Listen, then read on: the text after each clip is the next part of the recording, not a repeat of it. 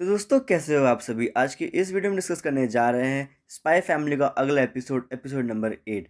तो मैं उम्मीद करता हूँ हर वीडियो की तरह कि आपने पुराने एपिसोड या फिर पुरानी एक्सप्लेनेशन को देख कर रखा होगा, और अगर नहीं देखा है तो फिर देख लीजिए, या फिर ऐसे भी कंटिन्यू कर सकते हैं क्योंकि मुझे तो कुछ प्रॉब्लम है नहीं उसके अंदर। और अब हम अपनी मेन वीडियो को शुरू करते हैं इस इंट्रो के बाद। Push myself to my limits, I'm in it to win it. Forget the beginning, it's now that you're living. Don't be forgiven, don't fear what you're missing. A mind like a killer, you need to be driven. 10 steps ahead, you prepared in the head? Think this shit through or just wing it instead? I'm tired of working so hard for this bread. I'm hungry as fucking fucked up in the head. I'm sick of these lazy bums, they all get nothing done. Waiting to have someone take care of everyone. I don't need anyone, this shit ain't any fun. It takes hard work to make yourself a penny, son. तो episode 8 की starting के अंदर दिखाया जाता है कि आन्या अपने school के अंदर है और वो एक मैथ्स प्रॉब्लम का जवाब देती है जो कि बिल्कुल गलत होता है। जिसके बाद में WISC की जो एडमिनिस्ट्रेटर होती है वो लॉयड से बोलती है कि हमें किसी भी तरीके से आन्या को 8 में से 8 स्टार्स दिलाने होंगे जल्दी से जल्दी, ताकि अब अपने मिशन की तरफ आगे बढ़ सके। जिसके बाद में लॉयड झूठ बोलता है कि इसमें कुछ प्रॉब्लम नहीं होगी, लेकिन अंदर से वही जानता है सिर्फ कि इसमें टाइम लगने वाला है क्योंकि आन्या इतनी इंटेलिजेंट लड़की नहीं है। अब इसके बाद में एडमिनिस्ट्रेटर बताती है कि उनका जो इन्फॉर्मर है वो पकड़ा गया हुआ है, जिसका मतलब है दूसरी साइड के लोग जो हैं वो अवेयर हो चुके हैं और वो लोग स्टेप्स ले रहे हैं हमारे अगेंस्ट में। और वो लॉयड को अब और भी ज़्यादा ध्यान रखने के लिए बोलती है। अब सीन चेंज होता है और दिखाया जाता है कि कुछ लोग जो स्टेट सिक्योरिटी की साइड से आए हुए हैं वो लोग यॉर के वर्क प्लेस के अंदर तो उसका बॉस है उसको उठाकर ले जाते हैं अपने साथ में कुछ स्पाई के बारे में बात करने के लिए, जिसके बारे में वर्कर्स बात करने लग जाते हैं। और फिर दिखाया जाता है कि यॉर की एक जूनियर आके बोलती है कि तुम्हारे भाई ने बोला था कि उसको तो कुछ पता ही नहीं तुम्हारी शादी के बारे में, तो मतलब तुमने इससे छुपा के क्यों रखी अभी तक बात। जिसके बाद में यॉर को रियलाइज़ होता है कि वो तो बताना ही भूल गई अपने भाई को ऐसा कुछ है। और फिर वो थोड़ा सा टेंशन में आ जाती है कि अब वो क्या बोलेगी, वो मिलने आएगा उससे बात कैसे करेगी अब वो। इसके बाद में स्टेट सिक्योरिटी सर्विस के बारे में थोड़ी सी इन्फॉर्मेशन दी जाती है कि वो लोग काफ़ी ज़्यादा खतरनाक लोग हैं और वो लोग स्पेशली स्पाई एक्टिविटीज़ वगैरह के ऊपर ज़्यादा ध्यान रखते हैं। और इसी कारण से जो लोग हैं वो लोग इनको सीक्रेट पुलिस बुलाते हैं और ख़ासतौर से सिर्फ वही लोग बुलाते हैं जो उनसे डरे हुए होते हैं। फिर इन्वेस्टिगेशन चल रही होती है और उससे पूछा जाता है कि वो स्पाई से कितनी बार और कब मिला है। जिसके बाद में जो वो बॉस होता है मना कर देता है कि मैंने तो अभी तक किसी भी स्पाई के बारे में सुना भी नहीं है और ना मैं किसी से मिला हूँ। और वो बंदा मार खाने के बाद में भी कुछ नहीं बोल रहा होता है। जिसके बाद में जो इन्वेस्टिगेटर होता है वो बाहर चला जाता है और वहाँ पे खड़े हुए दिखाया जाता है यूरी को। तो यूरी असल में सोशल वर्क के लिए काम नहीं करता है, वो स्टेट सिक्योरिटी के लिए काम करता है। अब बाहर दो लोग बात कर रहे होते हैं यूरी के बारे में ही, और उनमें से एक पूछता है कि यूरी को हम लोगों ने काम पर क्यों रखा है, यानी कि उसकी शक्ल तो बच्चे जैसी है। और इसके बाद में जो दूसरा बंदा होता है वो बताता है कि बॉस ने बोला था कि वो पपी जैसा दिखता है छोटे से, तो इसीलिए उसने अपने काम पे रखा और कुछ और रीज़न है ही नहीं। फिर अंदर यूरी इन्वेस्टिगेशन शुरू करता है और उसको धीरे धीरे करके गुस्सा आने लग जाता है। फिर वो उसी पर्सन की थोड़ी सी फ़ोटोज़ दिखाता है जिसके अंदर वो स्पाई से बात कर रहा है, इंटरेक्ट कर रहा है। जिसके बाद में वो बोलता है हाँ ठीक है मैंने पैसे लिए थे लेकिन मुझे उसका नाम वगैरह कुछ भी नहीं पता है। उसके बाद में यूरी बहुत ज़्यादा सीरियस हो जाता है और उससे सीरियसली पूछता है क्या तुमने कभी ये नाम सुना है, ट्वाइलाइट। और फिर वो बंदा मना कर देता है। जिसके बाद में यूरी बताता है कि ट्वाइलाइट एक ऐसा पर्सन है जिसकी शक्ल पहचानना बहुत ज़्यादा मुश्किल है क्योंकि वो अपने भेस को इस तरीके से बदल लेता है जैसे वो कम्प्लीटली दूसरा पर्सन हो, और वो काफ़ी ख़तरनाक है। और उसी कारण से हमारी स्टेट की सिक्योरिटी और जो पीस है वो काफ़ी ज़्यादा रिस्क पे है।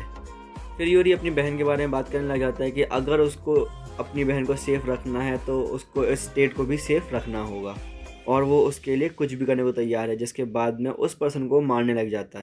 अब आने अपना फेवरेट शो देख रही होती है बॉन्ड मैन वाला, और उसके बाद में क्वेश्चन पूछती है कि उसके गन के अंदर कितनी बुलेट्स आ सकती हैं।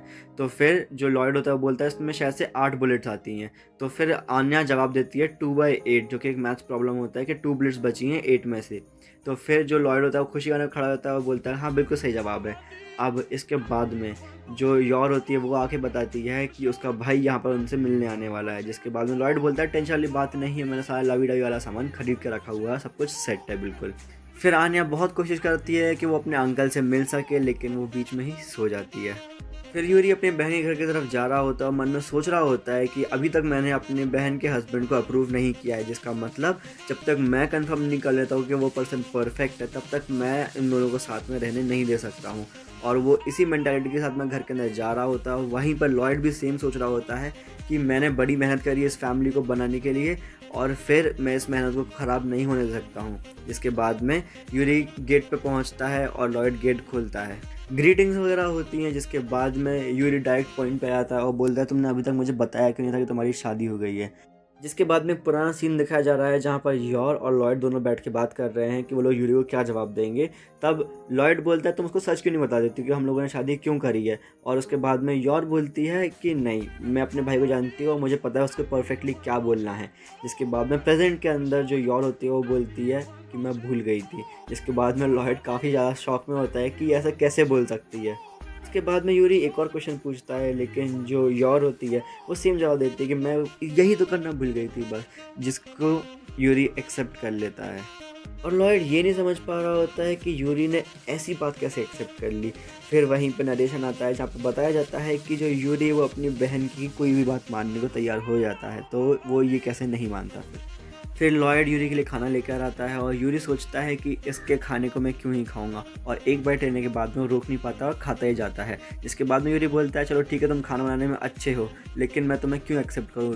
फिर यूरी इन्वेस्टिगेशन शुरू कर देता है लॉयड के साथ में, और वो सीधे सीधे क्वेश्चन पूछता है कि तुम उससे पहली बार कब मिले थे, तुम लोग कितनी बार मिले हो शादी के पहले, तुम लोग कौन से रेस्टों में आते थे, तुम लोग क्या खाते थे।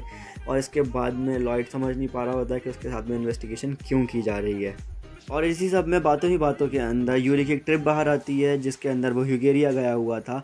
फिर वो बताता है कि उसकी ट्रिप कैसी रही वहाँ पर। जिसके साथ में जो लॉयड होता है वो बोलता है कि स्टडी टाइम पे मैं भी कभी कभी वहाँ पर जाया करता था। और फिर वो लोग अपने इंटरेस्ट बताने लग जाते हैं कि मुझे यहाँ पर ये पसंद है वो पसंद है। फिर यूरी बोलता है कि मैं भी अपनी जो वाइन है ये वाली मैं वहीं से लेकर आया हूँ। फिर लॉयड बोलता है कि ये वाइन शायद से बहुत एक्सपेंसिव होगी। और उसके बाद में यूरी बोलता है कि नहीं, ये सिर्फ 200 डायल की है। और उसके बाद में लॉयड समझ जाता है कि वो इंटेलिजेंस की तरफ से है, क्योंकि ये सेम स्टोरी जो है वो उनके मैनुअल के अंदर रटाई जाती है इनके जो ऑफिसर्स हैं उनको। और फिर लॉयड बस यही सोच रहा होता है कि मुझे इसके साथ में एक्स्ट्रा केयरफुल रहना होगा वरना मैं पकड़ा जाऊंगा, और अगर मैं अपने कार्ड्स ठीक से खेलूं तो फिर शायद से यूरी मेरे लिए बहुत प्यारा इन्फॉर्मर बन के आ सकता है बाहर। फिर यूरी वैसे तो नशे में आ चुका होता है वाइन पी कर, और फिर वो बड़वाने लग जाता है कि मैं जो भी कर रहा हूँ अपनी बहन के लिए कर रहा हूँ, तुम्हारे लिए कुछ भी नहीं किया है मैंने, क्योंकि मेरी बहन ने मेरा बचपन से ध्यान रखा है। हम लोग गरीब थे और मैं अब एक्सपेंसिव वाइन खरीदने के लायक हो चुका हूँ। उसने मेरे हर चीज़ का ध्यान रखा, पढ़ाई से लेकर तो खाने पीने तक का। फिर यूरी बोलता है कि अगर मेरी बहन को ऐसा कोई पर्सन नहीं मिलता जो मेरी बहन को मेरे जितना प्यार कर सके, तो फिर मैं उसको एक्सेप्ट नहीं कर सकता हूँ उसके हस्बैंड के तौर पर। तब जो लॉयड होता है वो बोलता है कि मैं उससे सबसे ज़्यादा प्यार करता हूँ, कि अगर अगर भालों की बारिश हो रही होगी या फिर मीटियोर्स की बारिश हो रही होगी तो मैं सामने खड़ा हो जाऊँगा, अपनी जान दे दूँगा। और फिर यूरी मन में यही सोचता है कि भालों की बारिश से तो मैं भी बचा सकूँ मेरी बहन को, लेकिन ये मीटियोर की बारिश से कैसे बचाऊँगा मैं।